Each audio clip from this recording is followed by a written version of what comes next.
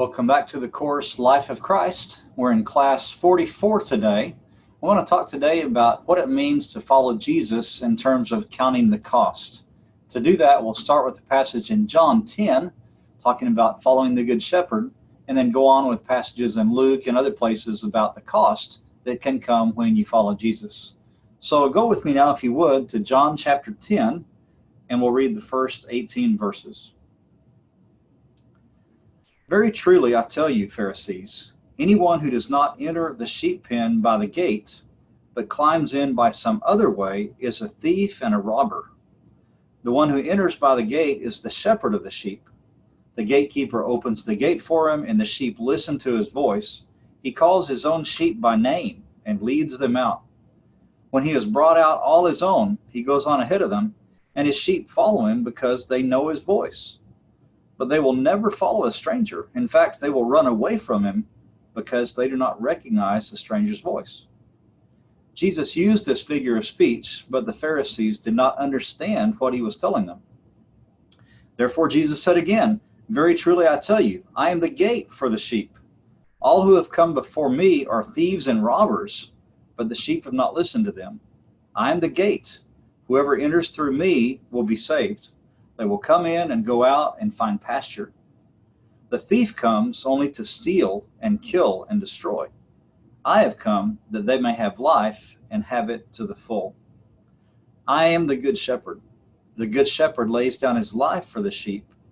The hired hand is not the shepherd and does not own the sheep, so when he sees the wolf coming, he abandons the sheep and runs away.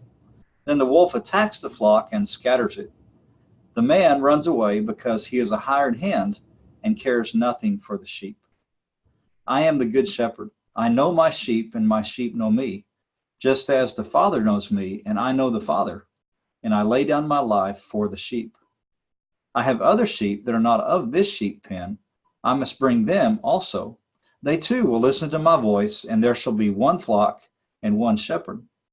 The reason my Father loves me is that I lay down my life only to take it up again. No one takes it from me, but I lay it down of my own accord. I have authority to lay it down and authority to take it up again. This command I received from my Father. Now, different points about this passage. The interesting statements about the sheep knowing his voice and following him. There have been stories of different shepherds over in Israel, for example, where they have their flocks of sheep out in the desert, and as the night comes, then they'll all go and seek a place of refuge, maybe, for example, an abandoned building. And so all the flocks will come together and they'll all mix together. And one guy was visiting with one of the shepherds, and he saw this one night, and he thought, well, how in the world are they going to sort these sheep out in the morning? Because it's going to take a long time. But he said the next morning, when they got up and they were ready to go, that all the different shepherds walked out of the abandoned building and went to different points all around the building, kind of at a distance, and they began to call their sheep. And the sheep heard the voice of their shepherd, and they sorted themselves out, and all the sheep went to the right shepherd. And I think that's just amazing, and yet that makes sense. I mean, children know the voice of their parents. We know the voices of our spouses. We know the voices of our good friends, the people that we trust, and we'll follow those people.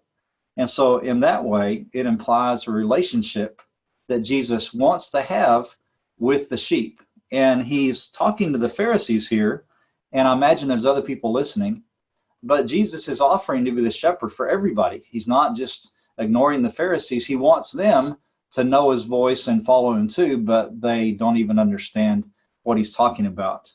And you can go through this whole book of John. Look at John 8:19, 8:43, 5:25, 5:28, 5:37, all these places where it's talking about knowing the voice of God or knowing the voice of Jesus. In one place, it even says, the dead will hear his voice, and they'll raise up from their graves, and then they'll be saved. And yet, Jesus says to the Pharisees, you've never heard my Father's voice. You've never seen his form. You don't even recognize me. You think about that. Dead people are going to recognize the voice of Jesus and God quicker than the Pharisees. That's pretty bad when dead people are better off. And so Jesus, again, is inviting people into a relationship to follow him as the good shepherd in this passage. He also adds in verse 10, the true pastor or shepherd gives life to the sheep. He doesn't kill them or destroy them. Remember, we mentioned Ezekiel 34, where the evil shepherds were benefiting from the sheep and taking their wool and killing and eating some of them. They benefited themselves, but they didn't take care of the sheep. And Jesus says the true shepherd takes care of the sheep, and then he even gives his life for the sheep. But the hired man doesn't own the sheep, and so he runs away at the first sign of trouble. And again, the implication is you Pharisees are not the true shepherd. You're just hired people that will run whenever the situation gets difficult. But the true shepherd offers the sheep abundant life. I came that they might have life and have it abundantly. And you think about the passage in 2 Corinthians 9, verse 8, where they talk about God giving us all that we need in every circumstance to do every good work. All the alls in that passage is just amazing, and they're promises for those that follow the shepherd. And then in verse 16, there's an interesting statement. I have other sheep who are not of this fold. They'll hear my voice, and they'll come too, and then there will be one flock and one shepherd.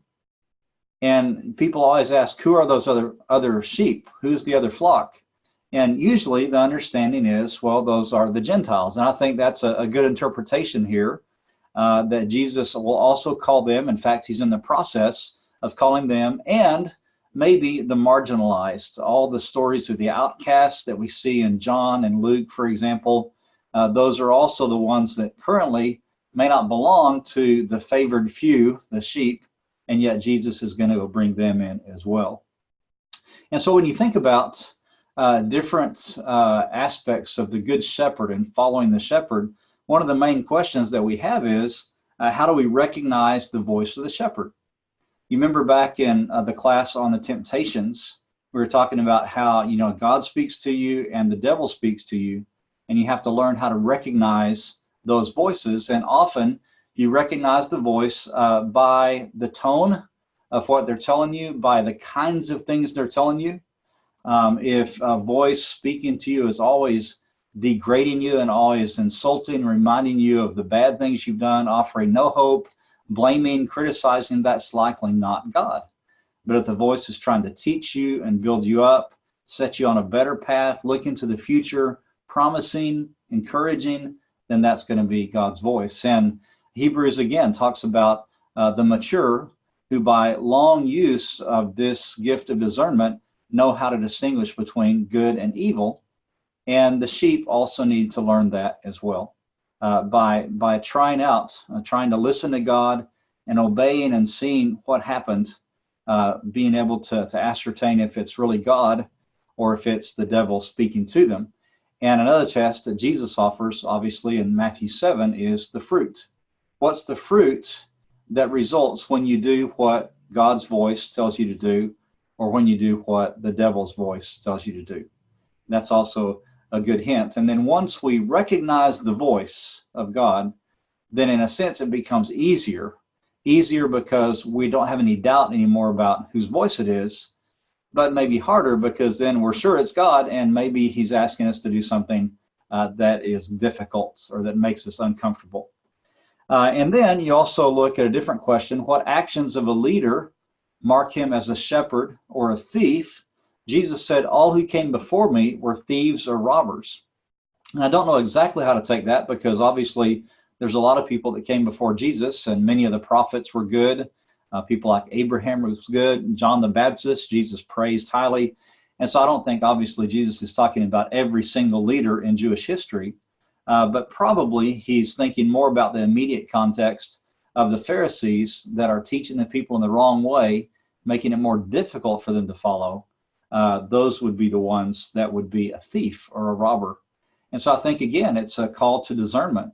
Look at our leaders and see what the fruit of their lives are, see what the fruit of their decisions are, and that way we can tell if it's a true shepherd or a thief. And then this whole idea about people or other sheep from other folds that'll come and be part of this flock. I know that I grew up in a religious environment that was highly suspicious of any other group besides our own. And in fact, we would spend time criticizing and even condemning other groups and sure that they were going to hell for different reasons. And if you even suggested that maybe there were people in those other groups that were also Christians and also going to heaven, then you would be rebuked, or at least you would be corrected for sure. And yet, if you think about broad questions, for example, can you tell me for certain that every single person from another religious group is going to hell for sure? Well, obviously we'd say no, because we know people in a number of different religious groups that are sincere people, that love Jesus, that do their best to obey Jesus. They're not part of our particular congregation or maybe our denomination, but they're Jesus followers. And so we would say no, we wouldn't condemn all of the other people. And then you turn, you look at your own church and your own denomination, you say, is every single person in this church and this denomination going to heaven for sure?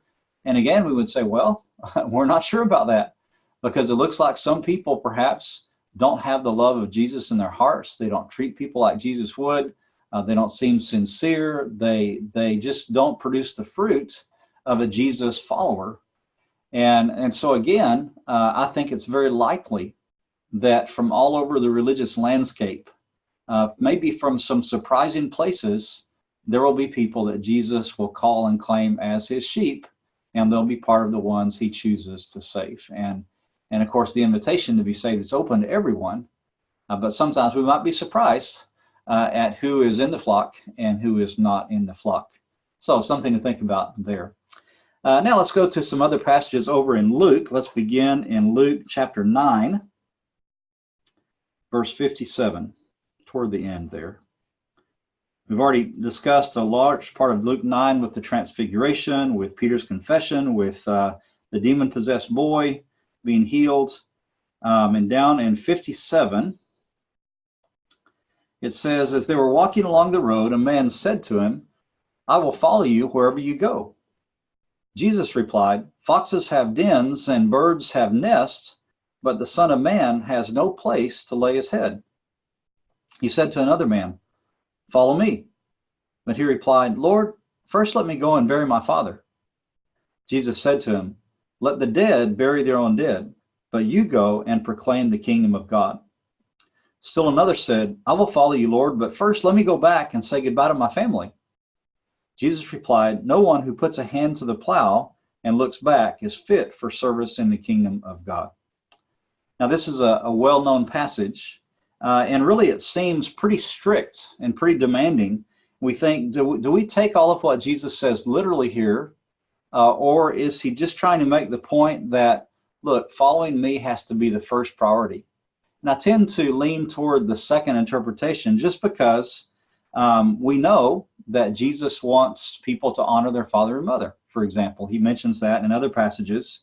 And so if it really has to do with taking care of your family in crisis times, the family that God gave you, then obviously we have a responsibility to do that.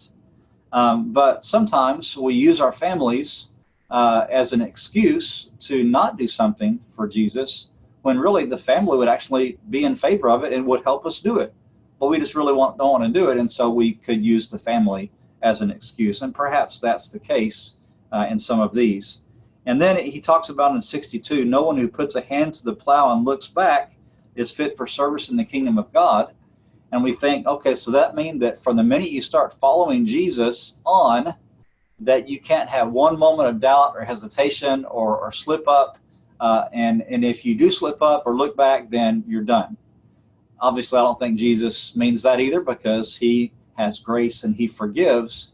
But I think the overall question here is, what's your mindset? What's your top priority? And Jesus is asking, really demanding, to be the top priority for us, even though at times that's really difficult to be. Now let's go also to Luke 14, and kind of continues with some of the same types of ideas. Beginning in verse 25. Now, if you look at the context of Luke 14, just remember it's a lot about banquets and hospitality and entertainment. You have parables about the great banquet. We've already covered some of those. And so in that context then, we have this story, verse 25. Large crowds were traveling with Jesus, and turning to them, he said, "If anyone comes to me and does not hate father and mother, wife and children, brothers and sisters, yes, even their own life, such a person cannot be my disciple. And whoever does not carry their cross and follow me cannot be my disciple." Suppose one of you wants to build a tower. Won't you first sit down and estimate the costs to see if you have enough money to complete it? For if you lay the foundation and are not able to finish it, everyone who sees it will ridicule you, saying, "This person began to build and wasn't able to finish." Or suppose a king is about to go to war against another king. Won't he first sit down and consider whether he is able, with 10,000 men, to oppose the one coming against him with 20,000? If he's not able, he'll send a delegation while the other is still a long way off and will ask for terms of peace. In the same way, those of you who do not give up everything you have cannot be my disciples. Now let's look at several things about this passage that are interesting and may also be nagging questions that you might have about this material. I think this parable here, and these parables really, have to do not only with the Christian life, but also with evangelism. I think, again, it talks about, the earlier context about the banquet, and people go out and invite others into the banquet. That, I think, has connections to evangelism, to people being invited into the kingdom, right? And so, again, there's this whole question about how do you respond to the invitation to follow Jesus, right? So you have the banquet story with the invitations, and then you have, all of a sudden, Luke's section on, okay, well, here's the cost of following Jesus. And so he kind of amplifies what he says earlier in the chapter. Now, one of the words that people always jump on here is the word in verse 26, where it says, "If anyone comes to me and does not hate his father and mother, wife and children, brothers and sisters." And again, you say, really? Jesus is saying that if we follow Jesus, that we have to hate everybody else in our family. Now, we've already talked about that briefly in connection to the words about God hates divorce back in the Sermon on the Mount. And we even mentioned this passage then. And in this particular context, this word hate, the Greek implies in this context to love less, not to despise, right? That we're not supposed to turn around and begin to hate the wife and the kids that the Lord gave us. That doesn't make any sense, right? But the idea is that you love less, or maybe even one phrase, prefer less. So again, the message here, as in Luke 9, is Jesus your top priority or not? Okay.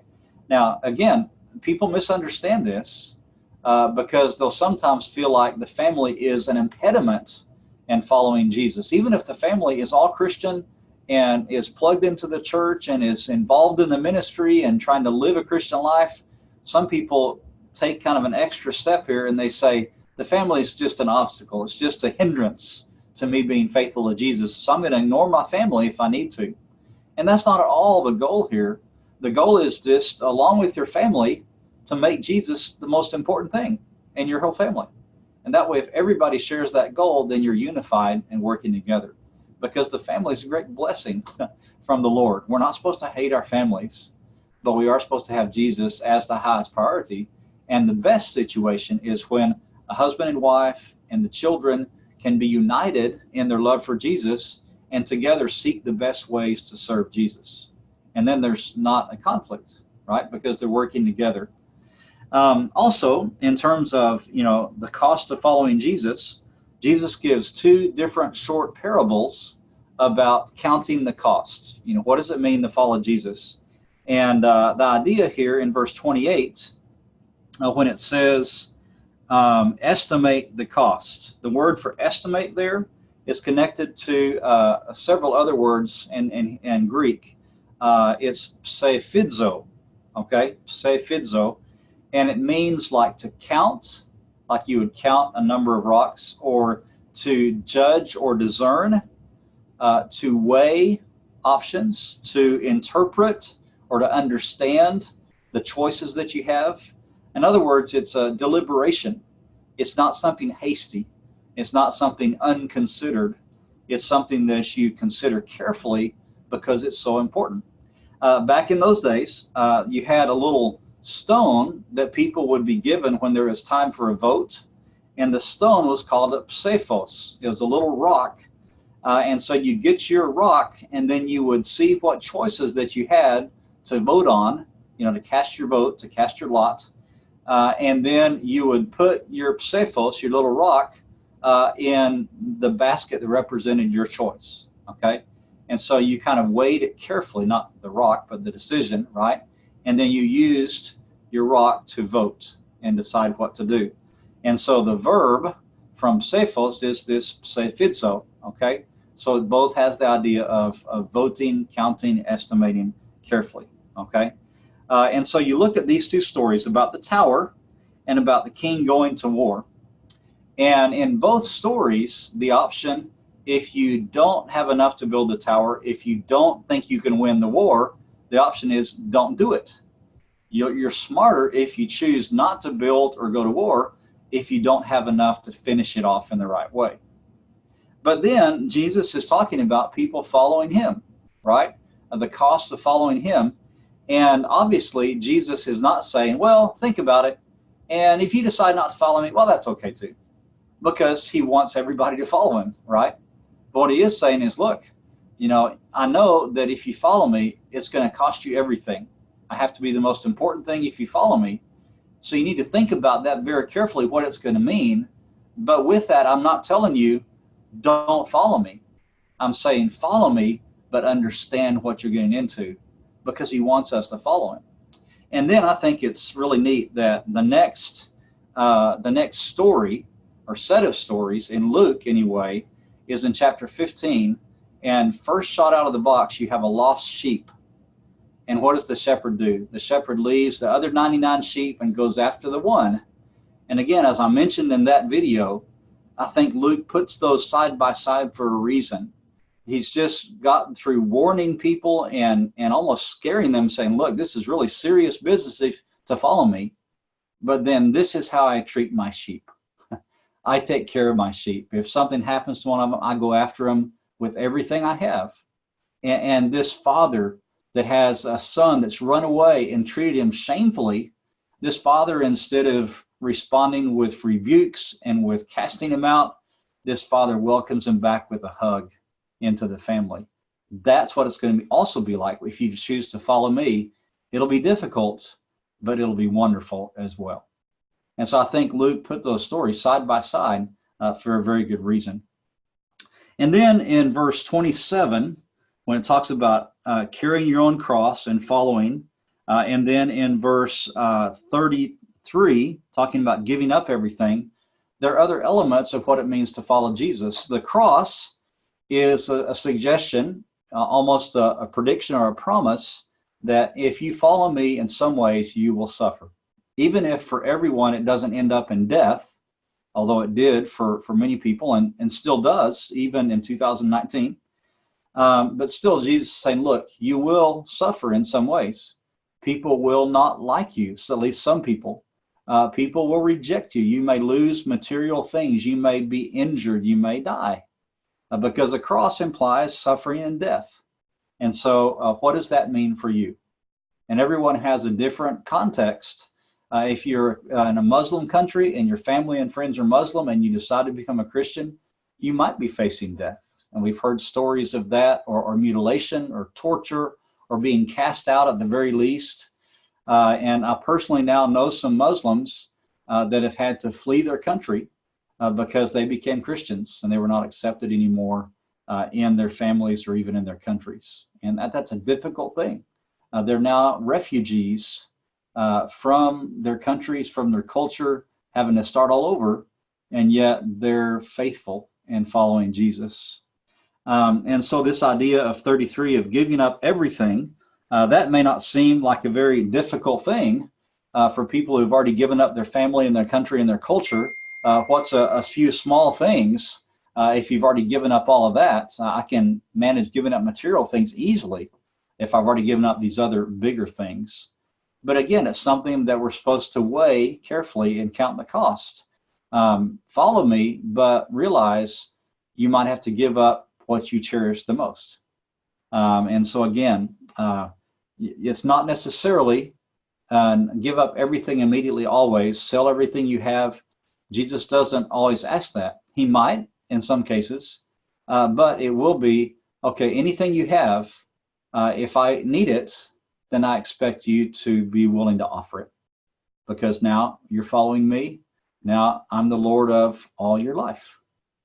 And so that's a difficult thing. And yet that's the reality if we totally follow Jesus. So think about, maybe as a Christian, things that you have already probably given up to follow Jesus. I'm sure you've done some of that if you're a Christian. And you might think about, so far, what's been the most costly thing. As I mentioned, some people already have given up a lot of costly things, even suffered physically for their faith. And maybe for some of us, that hasn't come yet. Or maybe we've been challenged to give up something, but we haven't yet. And this would be a time to reconsider, because if we are fully committed, then perhaps it's worth it to give that up. It'd be an investment in growing as a Christian. So again, sobering to think about, but necessary. Now, as you go on into the idea more of suffering, you think about how far would you go? Are you willing to suffer physically for Jesus? Are you willing to die for Jesus? There's many, many stories that we could tell, and we'll mention a couple of them later.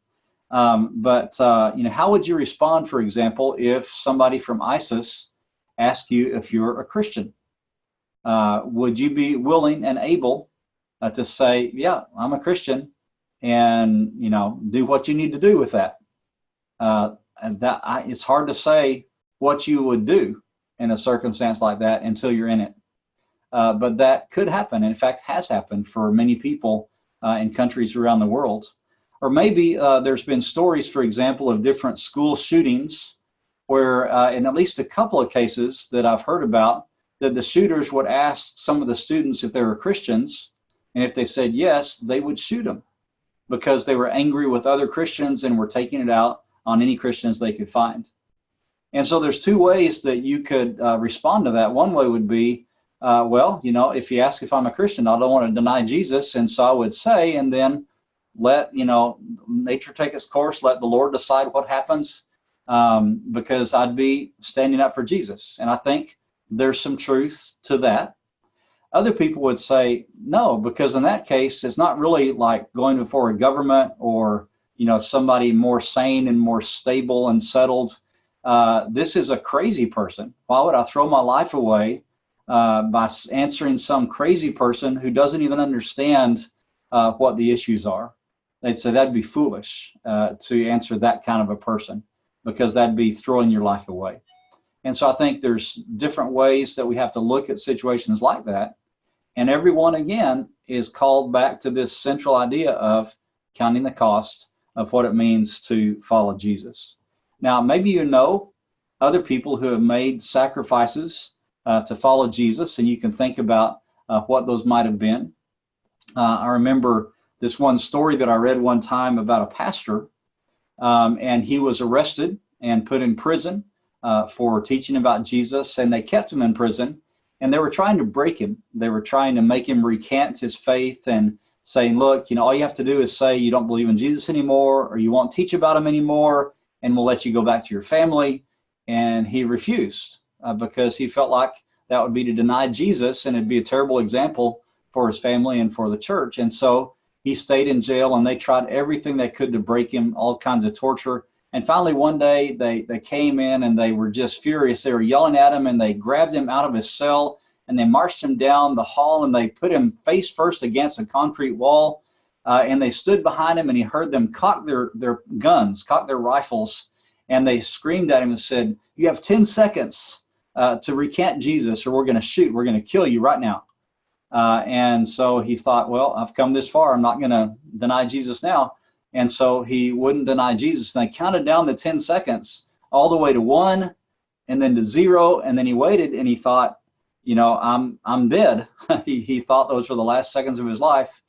And there were no shots. And finally they grabbed him, they throw him back in the jail cell, It was just a test. They thought that maybe he would cave if they threatened him with shooting him, but he didn't. And it was interesting, besides the fact that he was glad he didn't recant, he said at the same time he was almost sad because he was expecting to be with Jesus in 5 seconds. I thought, wow, that's a whole different mentality than many of us have. And you would hope to be faithful to the Lord in any circumstance that you might be in. And what faithful looks like, I'm sure, varies from situation to situation. But the idea would be, man, I really want to be faithful. If you want to find out more stories about, they're just really inspiring things, there's a book called Jesus Freaks. I think there's actually 2 volumes of it now that tells about different people who have suffered in different ways and given up a lot, even to their lives, for Jesus in recent years, not just, the Fox's Book of Martyrs that talks about all through church history. Or if you want to go to persecution.com, this is actually the site of the Voice of the Martyrs, organization that keeps track of all the martyrs that there are in the entire world.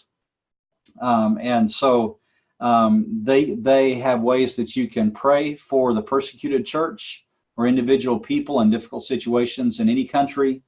They've got calendars they can give out that can help you learn more about it, and then help give a prayer guide for praying for the persecuted church year round. Just inspiring stories as well. So I'd recommend that you look up some of those and see what can happen there.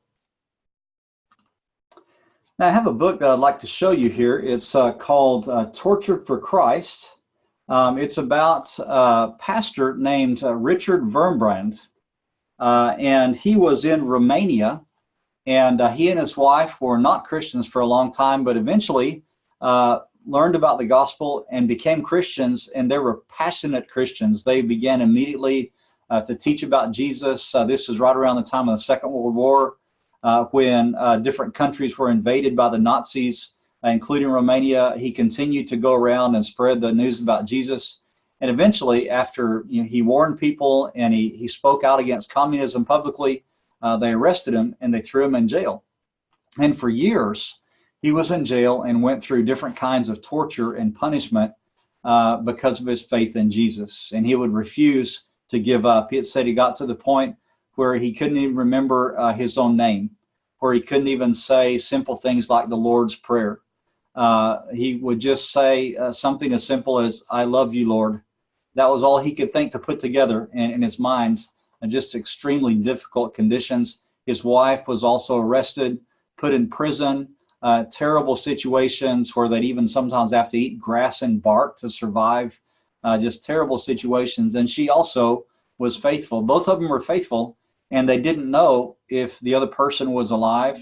They didn't know what happened to their 4-year-old son that had been in the house when she was arrested, and he was already in prison. They had no idea if he was alive or not, what was going on with him. In fact, the wife was even told a couple of times that her husband had died in order to discourage her and make her recant. But both of them remained faithful, and eventually both were let out of prison. And then at that time, they established the Voice of the Martyrs ministry and this persecution.com. And so if you want to go see this book or to request a free copy of it, you can see this link at the bottom, okay? And then also, if you want to see the video, you can go to YouTube and look up Richard Wurmbrand, or you can go straight to this link here, and that'll give you several different trailers and different parts of a video. You may be able to get the full video as well. It's about a 52-minute video with their story, and it's just inspiring. And I wanted to read you just a couple of excerpts from his book that describe some of what it was like to be a persecuted church in Romania. He says, one of the really great heroes of the faith in prison was Pastor Milan Haimovici. The prisons were overcrowded, and the guards did not know us by name. They called out for those who had been sentenced to get 25 lashes with a whip for having broken some prison rule. Innumerable times, Pastor Haimovici went to get the beating in place of someone else. By this, he won the respect of other prisoners, not only for himself, but also for Christ, whom he represented. One of our workers in the underground church was a young girl. The communist police discovered that she secretly spread gospels and taught children about Christ. They decided to arrest her, but to make the arrest as agonizing and painful as they could, they decided to delay her arrest a few weeks until the day she was to be married. On her wedding day, the girl was dressed as a bride, the most wonderful, joyous day in a girl's life. Suddenly, the door burst open, and the secret police rushed in. When the bride saw the secret police, she held out her arms toward them to be handcuffed. They roughly put the manacles on her wrist. She looked toward her beloved, then kissed the chains and said, "I thank my heavenly bridegroom for this jewel he has presented to me on my marriage day. I thank him that I am worthy to suffer for him." She was dragged off, with weeping Christians and a weeping bridegroom left behind. They knew what happens to young Christian girls in the hands of communist guards. Her bridegroom faithfully waited for her. After 5 years, she was released, a destroyed, broken woman looking 30 years older. She said it was the least she could do for Christ. Wow. And then another story. It was strictly forbidden to preach to other prisoners, as it is in captive nations today. It was understood that whoever was caught doing this received a severe beating. A number of us decided to pay the price for the privilege of preaching, so we accepted their terms. It was a deal. We preached, and they beat us. We were happy preaching, they were happy beating us, so everyone was happy. The following scene happened more times than I can remember. A brother was preaching to the other prisoners when the guards suddenly burst in, surprising him halfway through a phrase. They hauled him down the corridor to their beating room. After what seemed an endless beating, they brought him back and threw him, bloody and bruised, on the prison floor. Slowly he picked up his battered body, painfully straightened his clothing, and said, "Now, brethren, where did I leave off when I was interrupted?" He continued his gospel message. I have seen beautiful things. So it's just amazing to see what people do when they really believe in Christ. They've counted the cost and decided that it was worth the cost to follow Jesus. And the Bible talks about some of these people. So I want to finish up by reading these 4 passages really briefly. First of all, from Hebrews chapter 11, beginning in verse 35.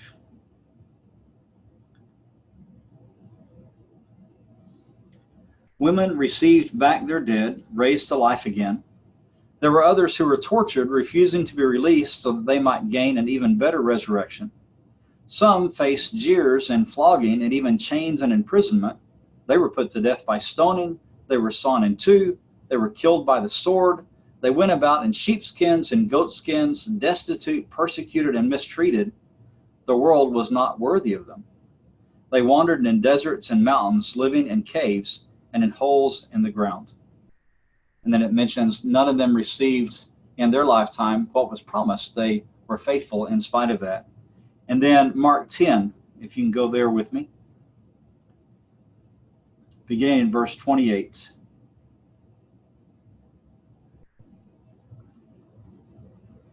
Then Peter spoke up. "We have left everything to follow you."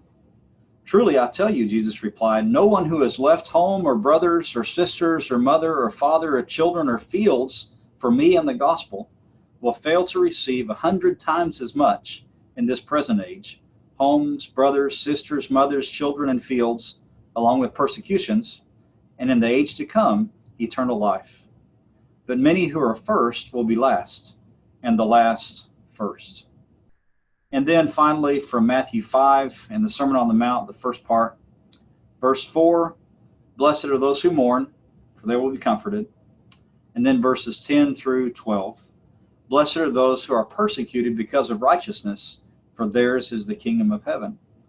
Blessed are you when people insult you, persecute you, and falsely say all kinds of evil against you because of me. Rejoice and be glad, because great is your reward in heaven. For in the same way they persecuted the prophets who were before you." What does it cost you to follow Jesus? Or what could it cost you? Jesus wants that full commitment. He loves us. He'll do everything for us. He's already done so much. And he wants to invite us to say, okay, now, are we serious about really following him? So think about that question. We'll see you next time.